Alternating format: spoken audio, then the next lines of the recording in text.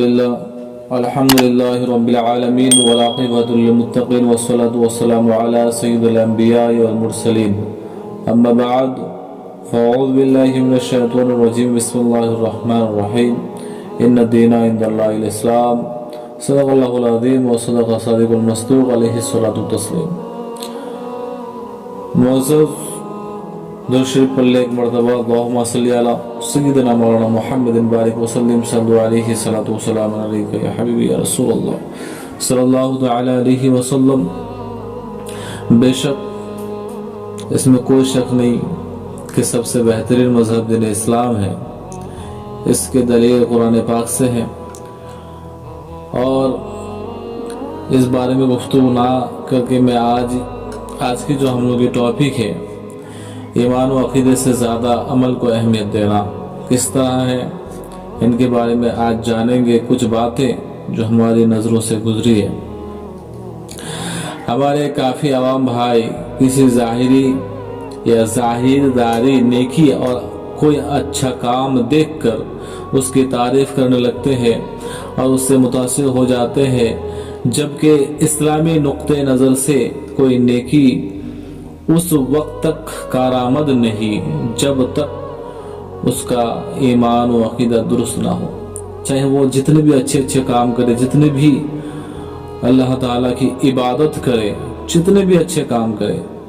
اس وقت تک اس کو فائدہ نہیں ملے گا جب تک کہ اس کا ایمان اور عقیدہ درست نہیں ہوگا۔ کیونکہ حضور اکرم صلی اللہ تعالی علیہ وسلم نے جب اعلان نبوت فرمایا تھا تو پہلے نماز، حج، زکوٰۃ، روزہ کا احکام و اعمال کا حکم نہیں دیا تھا، بلکہ یہ فرمایا تھا کہ اللہ کو ایک مانو، بتوں کی پوجا و پرستش سے باز آؤ اور مجھ کو اللہ کا رسول مانو۔ سب سے پہلے اللہ کے نبی یعنی ہمارے سرور کائنات، فخر موجودات، ہمارے رسول صلی اللہ تعالی علیہ وسلم نے فرمایا یہ باتیں کہ اللہ کو ایک مانو، مجھے اللہ کا رسول مانو۔ یہی عقیدہ ہم مسلمانوں کا ہے۔ آج بھی جب کسی کافر کو مسلمان کرتے ہیں تو سب سے پہلے اس کو نماز روزے ادا کرنے کا حکم نہیں دیا جاتا ہے، یہ کہا جاتا ہے کہ اچھائی کرو، برائی سے بچو، یہ حکم نہ دے کے بلکہ سب سے پہلے کلمہ پڑھا کر مسلمان کیا جاتا ہے، پھر بعد میں اچھائی برائی کا احکام اور یہ سب چیزیں مطلب جو دین اسلام کے اندر ہے سکھائے جاتے ہیں، ان سے آگاہ کی جاتی ہے کہ یہ سب چیزیں اسلام کے اندر ہے۔ لیکن سب سے پہلے اس کو کلمہ پڑھائے جاتے ہیں، کلمہ پر ایمان ہے کہ نہیں ہے، کلمہ میں ہے کیا لا الہ الا اللہ محمد رسول اللہ، کہ اللہ کے سوا کوئی معبود نہیں، اللہ ہم سب کا معبود ہے، اللہ ایک ہی ہے،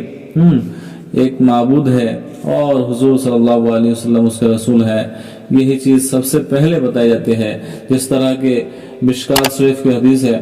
صفحہ نمبر 23 میں رسول اللہ صلی اللہ تعالی علیہ وسلم نے فرمایا کہ اگر کوئی شخص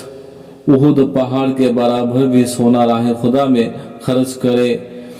خدا تعالیٰ قبول نہیں فرمائے جب تک کہ وہ تقدیر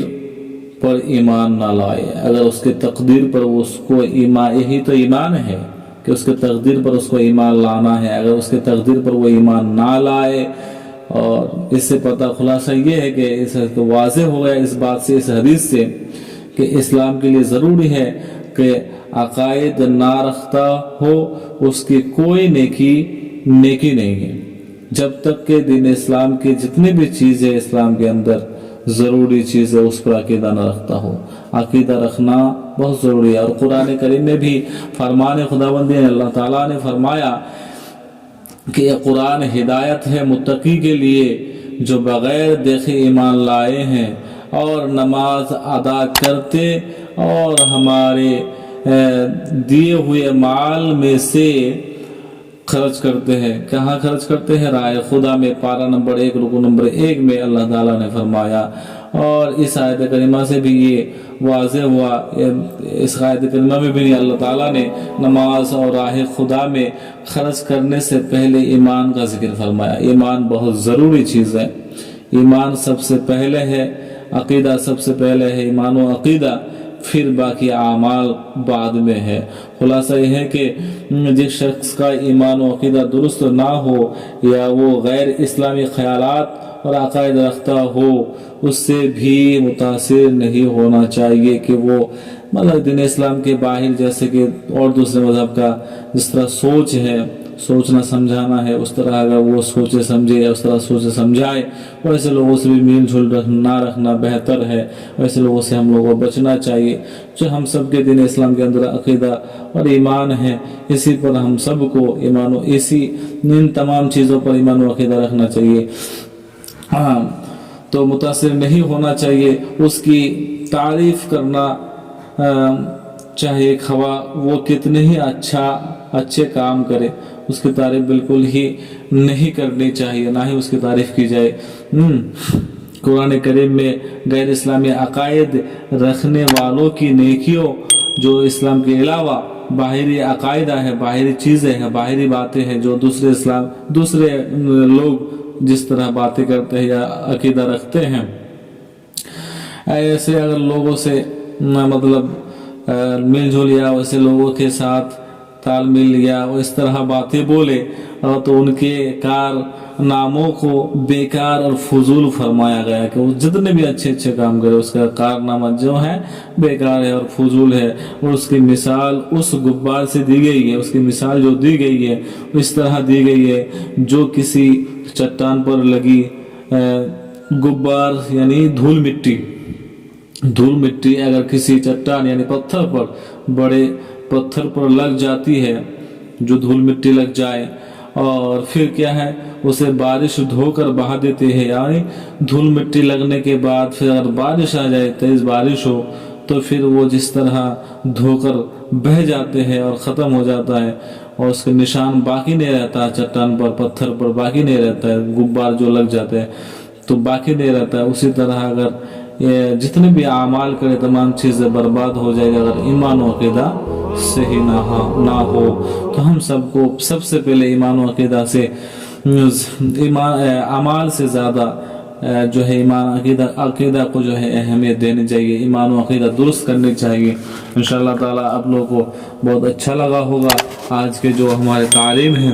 انشاءاللہ تعالیٰ آپ کو خوشی ہوئی ہوگی کہ اس طرح باتیں دوسروں تک پہنچائے اور ایسے تمام لوگوں کو جو ہے ایمان و عقیدہ کے اندر لائے، اور تمام برائیوں سے ہم سب کو چاہیے کہ ہر ایک مسلمان بھائیوں کو ہر تمام برائیوں سے بچائے اور خود بھی بچے، دوسروں کو بچانے کی تلقین کرے۔ وآخر دعوانا الحمد للہ رب العالمین وما توفیقی الا باللہ۔ السلام علیکم ورحمۃ اللہ۔